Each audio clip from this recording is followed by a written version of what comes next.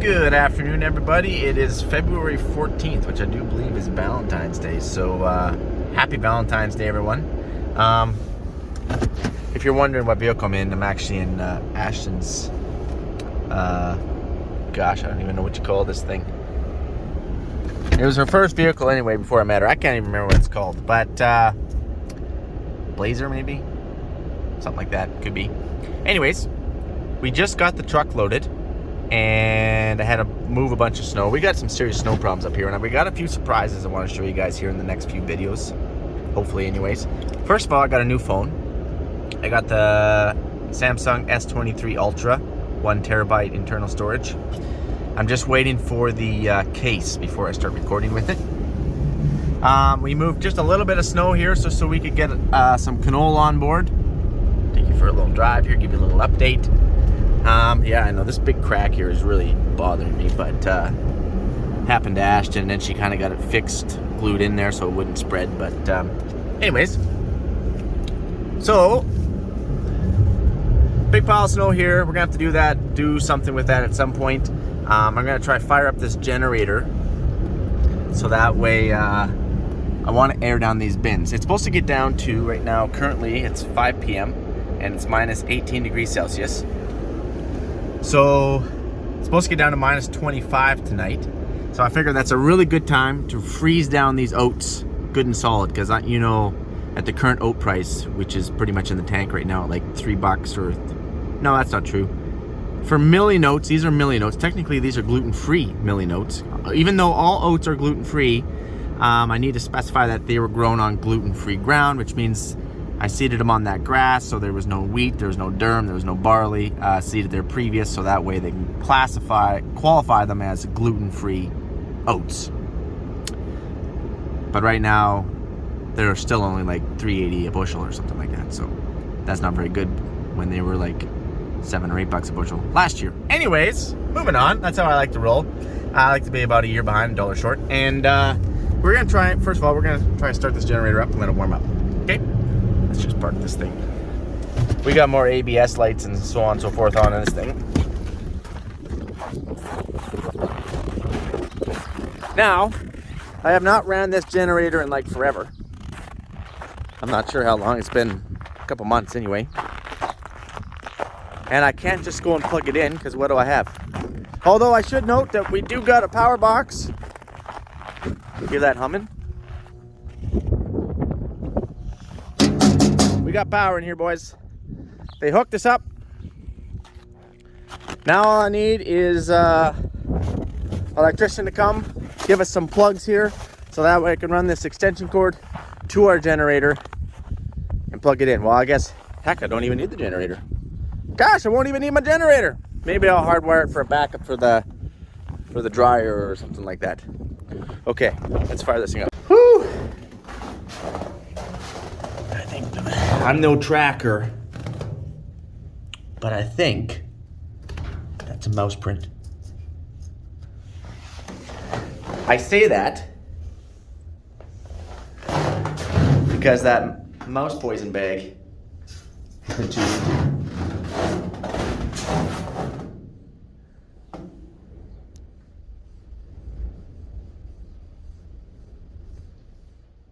scary.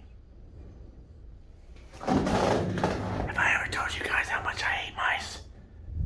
Or AKA, terrified of mice. So anyways, this is the John Deere. I do believe it's the 6.8 liter engine. Anyway, these are really good engines. They're really good starters. You can tell that we did have it plugged into our little generator when it was down into that minus 30 and 35 degrees Celsius weather when we were hauling before. I feel like we should check our oil here.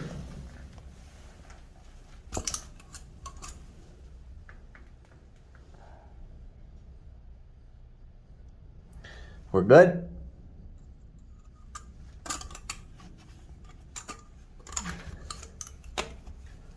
Okay. This thing has a massive oil tank. This is all oil. Okay, you can put it in right here. This is not your typical, you know, 30 liters of oil or whatever it holds. This thing holds, I can't remember how many pails that Timon and I put in here. I want to say we put in like 4 20-liter pails of oil. Anyway, we put a pile of oil. This thing takes a massive amount of oil. I think that is mouse residue. I don't know why we're whispering. I think we're whispering because we don't want to wake the bees. We don't know where those bees are living, but we don't want to wake them. I do believe I have a bit of an antifreeze leak.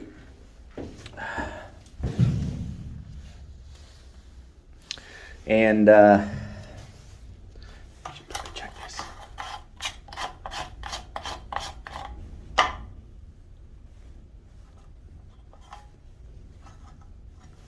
Yeah, I think we could use a little antifreeze. Shoot. Okay, we're gonna have to run back and grab a little bit of antifreeze. Never mind.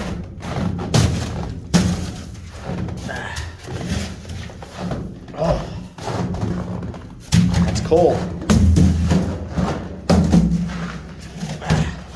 Gotta clean that up. Now, there is not very much antifreeze in here, but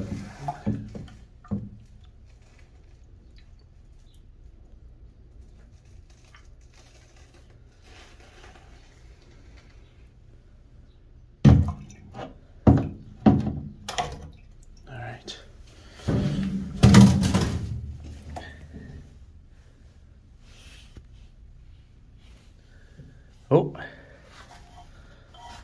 think we're good. We're about as good as we're gonna get anyway. Actually, I should make sure I put this seal on right. This seal sometimes gives me troubles. I need a new one.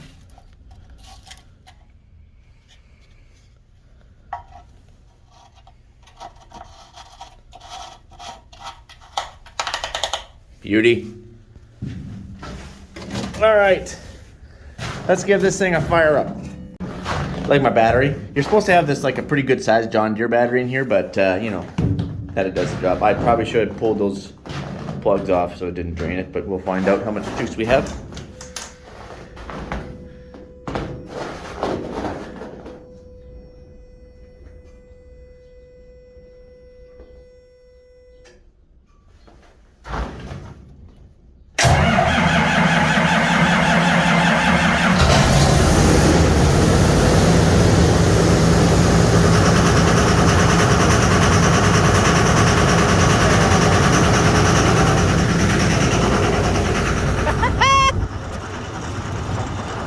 Minus 20, well, it's minus 18, but it's gonna get to minus 25.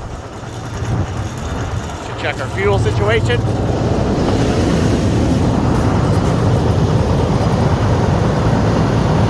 We're good. We're like 3/4 fuel. It's a 500-gallon tank on here. It actually sits on a skid. Mike, what are you gonna do with your generator when you have your power, which you currently have? I don't know. I think I said that before. I might just wire it in for a backup or something. Okay, we gotta let this puppy warm up. And I'm freaking cold, so we're gonna head back to the SUV here. Oh, that's better. It's a lot warmer in here. I know you guys got some questions, like, Mike, why wouldn't you put your little Honda generator on? Put the generator on your big generator so that way you can plug it in. And that would have been a stinking brilliant idea if I would have thought about that this afternoon when I got up here. Oh well. Just drove down to the edge of the yard. I want to show you here. We definitely can easily blow in around here. So this is an RM road. They're supposed to keep this open. Sometimes they do. Most of the time they don't. But this is like, I don't know, 5 feet, 6 feet tall out there. We're in a tunnel, you guys. Except there's no roof on our tunnel. A little lower here on this side. And believe me, this blows in. And when this blows in, you ain't getting anywhere. Here, now I'm gonna start coming down here. Here. Now we'll just turn around. See, there's the power poles that they put in. Okay, so anyways, the wind's always blowing up here too for some reason, and this snow is becoming a bit of a problem. A big problem. So we do have a little extra snow removal equipment coming this way, so stay tuned for that. Obviously, we got a pretty good little size of snow pile right there. Okay, we're not stopping. Okay. There it is. It's all right. And we got a lot more. I opened up most of this driveway with the 724. And then I kind of stopped here and yeah, kind of ran out of time. But this whole yard has to get cleared off. It's about 2 feet of snow on the level from here to the bins over there. The reason why is because we're still in a field. We don't actually have a yard. There's no pit run, there's no gravel. It is what it is. And hopefully, maybe this coming summer, we can actually, I don't know, get a yard. Should turn the radio down here. There we go.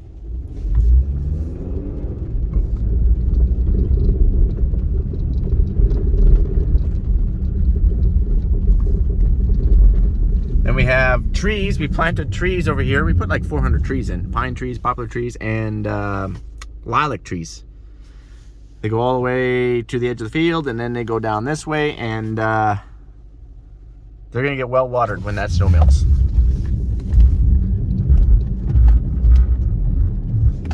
And I didn't really want this pile here. It just was supposed to be here temporarily because I still have some like odds and ends, some miscellaneous stuff in these trailers that I hold for seed. Like there's some barley and miscellaneous stuff in there. Some treated seed too. And I wanted to get to that.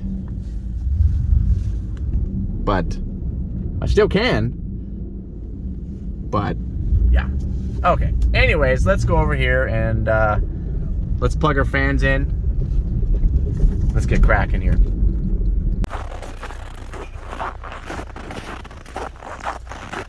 So I only have one cord currently. I have to pull it off the electric motor over here and then pull it over to the fan over there on that side. Stay.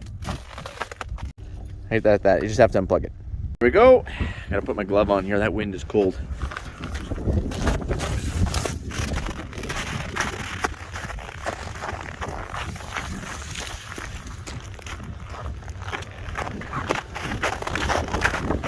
Should have just an, oh, did we ever hit a snag here?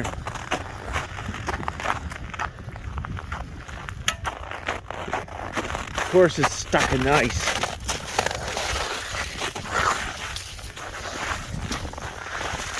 Everything in the winter always takes you twice as long.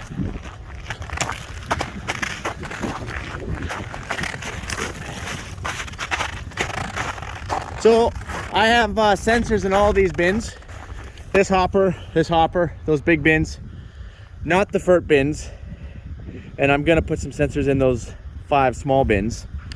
So it tells me moisture and temperature, and it it texts you all the time. So these oats are currently about -2 degrees Celsius or -4 degrees Celsius. That must have been the temperature of when we picked up the grain bag. So that's not bad. There's nothing wrong with those oats in there. Nothing that would make me worry. I just want to put them in the deep freeze. So we're not going to get a whole lot more -25 degree days. Well, I hope we don't. So I want to freeze down these oats so I can sit on them all summer long, and hopefully they are still -10 by July. That's my goal. So I just got to plug it in here. All right, we plugged it in. You want to open up your lid.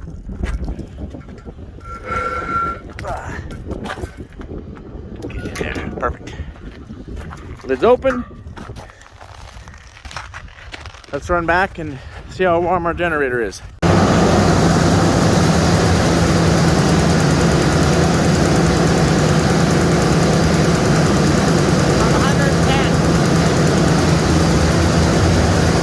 Typically, I like to high idle it when it's at like 130.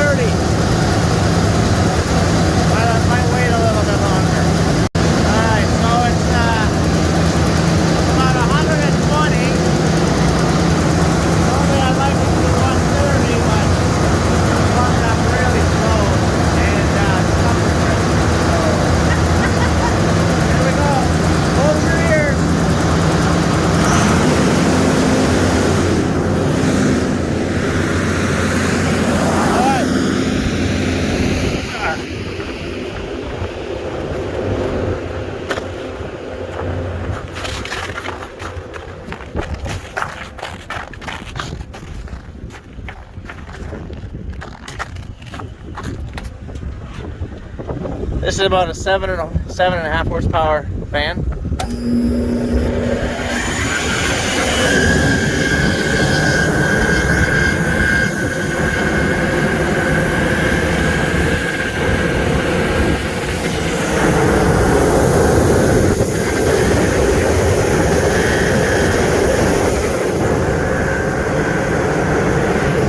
Well, there you have it, you guys. Gonna let that go all night. Freeze everything down. Gonna call it a day. I'm not gonna push any more snow until I get the blade. Hopefully that helps. Makes it quicker. But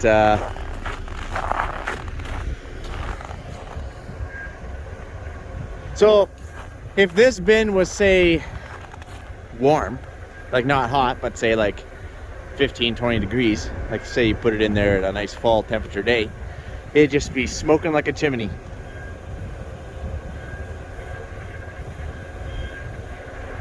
Fan doesn't sound super awesome, but oh well. Okay, you guys have yourself a good one. I'm gonna go eat some supper and take a load of canola to Manitoba in the morning. I'm ready and ready to rock and roll, or whatever I'm trying to say. So, all right, adios amigos, have a good one.